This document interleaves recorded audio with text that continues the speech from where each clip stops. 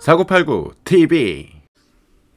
네, 안녕하세요. 4989입니다. 오늘은 주식 강의로 5강 신용 미수 거래에 대해서 좀 알아보는 시간을 갖도록 하겠습니다.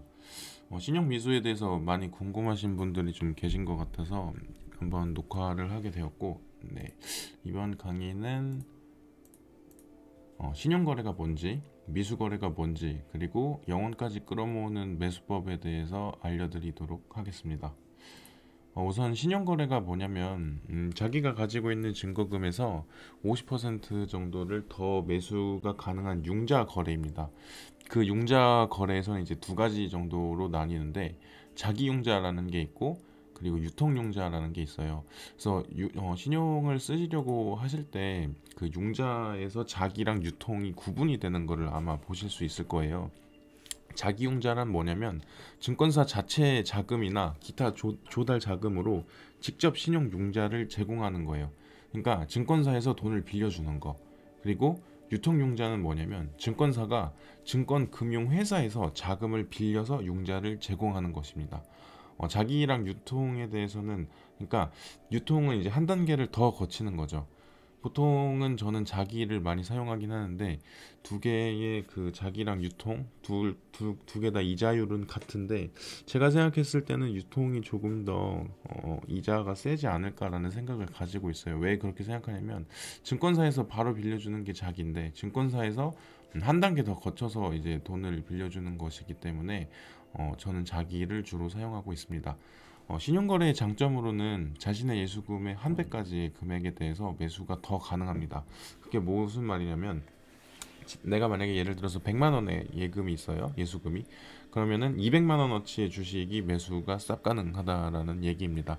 종목별로는 좀 상이해요. 뭐 증거금 뭐 50%, 100% 이런 식으로 조금씩 종목마다 좀 다르긴 하는데, 보통은 100만 원이 있으면 200만 원 정도의 매수가 가능하다라는 것을 말씀드리고 싶고, 그리고 또 이 주식을 3개월에서 6개월까지 보유가 가능합니다. 신용으로 만약에 매수를 하셨으면은. 그게 무슨 말이냐? 이것도 이제 종목마다 조금 다르긴 해요. 왜냐면은 그 회사가 가지고 있는 담보 부채 비율이라든지 아니면 그 회사의 재무 사정에 따라서 그 주식을 얼마까지 대여가 가능한지 다 다르기 때문에, 그거는 이제 재무 상황에 따라서 조금 달라질 수는 있지만, 보통 융자로 거래를 하시면은 내가 가지고 있는 주식을 신용을 뭐 3개월에서 6개월까지 보유한 후에 또 연장이 가능하다는 점을 알고 계시면 좋을 것 같습니다. 단점으로는 이제 개인 투자자들이 많이 몰려서 신용이 다 차면 그 신용이 되지 않는 종목이 되어버릴 수가 있어요.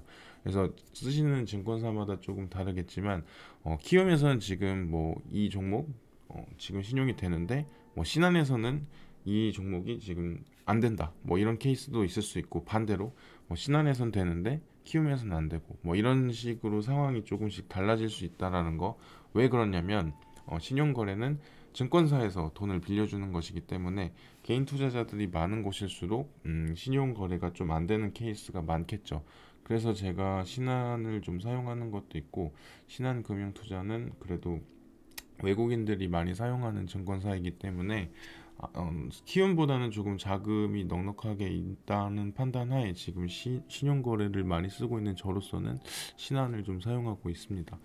그리고 담보 비율이 140% 이하일 경우에 다음날에 반대 매매가 진행이 됩니다. 이게 무슨 말이냐면, 예를 들어서 주식을 너무 많이 보유하고 있는데 어떤 종목이 뭐 하한가 두 번을 맞아서 내 담보 비율이 140%가 이하가 됐다 라는 케이스가 발생할 경우에 반대 매매가 이루어집니다. 그 반대 매매는 다음날에 그 종목을 증권사에서 하한가로 매도를 해버려요. 그러니까 하한가에 체결이 된다는 게 아니라, 그날 가장 빨리 그 주식을 매도 칠 수 있게끔 하한가에 매도를 걸어 둡니다. 그럼 그 종목이 매도가 돼서 이제 증거금융이 아마 많이 없어지는 그런 경우가 발생하겠죠. 그래서 담보 비율을 매일매일 자기 계좌를 체크를 해주시는 게 중요한데, 저는 괜찮은 비율이 최소 180%는 돼야 된다고 생각을 해요. 왜 그렇게 하냐면 180%, 뭐 190% 돼도 증시가 하는 순간 이 담보 비율이 정말 급속도로 내려가거든요. 그래서 저는 지금 196%로 맞춰놓고 진행하고 있는데 이 담보 비율이 체크가 안 되거나 담보 비율을 꾸준하게 체크해 주시지 않으시면 자신의 계좌가 정말 급격도로 망하는 수가 있어서 신용거래는 정말 조심해서 사용을 하셔야 됩니다. 그리고 이자율에 대해서 많이 궁금해 하실 텐데 7에서 9% 정도입니다.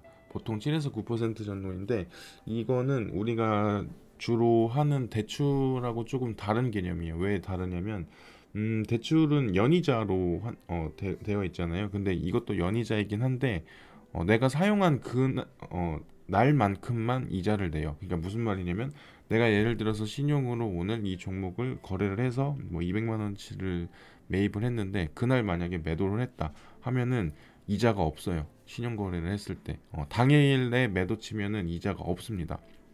하지만 내가 뭐 이틀 가고 3일 가고 한 달 가고 하면은 내가 신용을 거래한 그 날짜만큼 이자율을 쳐서 이자를 내게 됩니다.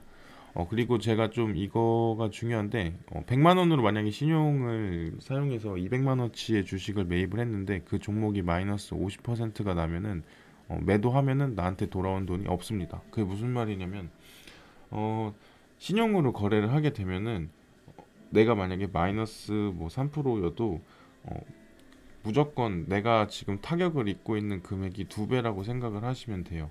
왜냐면은 증권금이 50%고 한 배수 더 주식을 매입하는 거기 때문에 내가 마이너스 만약에 5%면은 지금 나는 마이너스 10%로 내 원금을 까먹고 있구나라고 생각을 꼭 해줘야 돼요.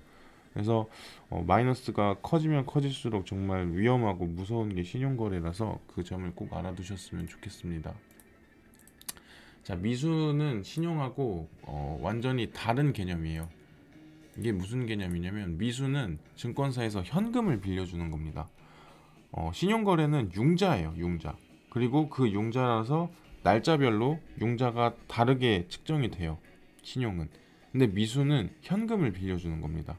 신용은 예를 들어서 오늘이 20일인데 20일 날 만약에 매수를 하면은 20일 날 매수한 거, 뭐 21일 날 매수한 거대로 같은 종목일지라도 따로 그 측정이 됩니다. 그러니까 매수가랑 매도가가 따로 측정이 되는데 왜 그러냐면 빌려준 날짜만큼의 이자율을 측정해야 되기 때문에 신용은 날짜별로 측정이 되지만 미수는 현금을 증권사에서 빌려주는 개념이기 때문에 이거는 내가 다른 계좌에 뭐 돈이 지금 뭐한 2천만 원이 있는데 이 종목을 무조건 사야 돼. 근데 이제 증권사에서 빠르게 돈을 빌려서 지금 이 매수 가격에 반드시 사야 되기 때문에 이 종목을 지금 매수를 들어가야 돼. 미수를 써야 돼 하면은 증권사에서 현금을 빌려주기 때문에 현금을 2일 안에 갚으시면 됩니다.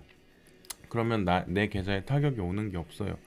근데 예를 들어서 오늘 이 종목이 무조건 호재라서 무조건 강한 호재를 띄우고 있어서 상한가 혹은 뭐 20% 이상의 상승이 나올 것 같다라는 내 필이 있어. 그러면은 무조건 미수를 박아야죠. 미수를 박아서 내가 신용보다 더 많은 돈을 거래할 수 있게 해주는 게 미수 거래이기 때문에 내 예수금의 2.5배에서 10배까지 저는 되는 종목을 본 적이 있거든요. 그래서 내 종목에 내가 가진 돈의 10배까지 매수가 가능하기 때문에 일단 다 끌어 당기고 그 후에 이제 내가 만약에 물렸으면은 그 돈을 갚으면 됩니다.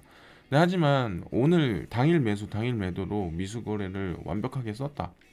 그러면 갚을 필요도 없고 이자도 없습니다. 그냥 내가 잠시 뭐 한번 좀 놀았는데 주식이 좀 잘 돼가지고 돈 좀 땄어. 뭐 이런 식으로 되는 거에서 미수는 정말 내가 돈이 충분히 있고 그리고 이거는 정말 잃을 수 없는 종목이고 정말 타점이 괜찮은 자리가 나와서 내가 이 주식을 지금 이 순간 사지 않으면 죽을 것 같다 하실 때 쓰세요.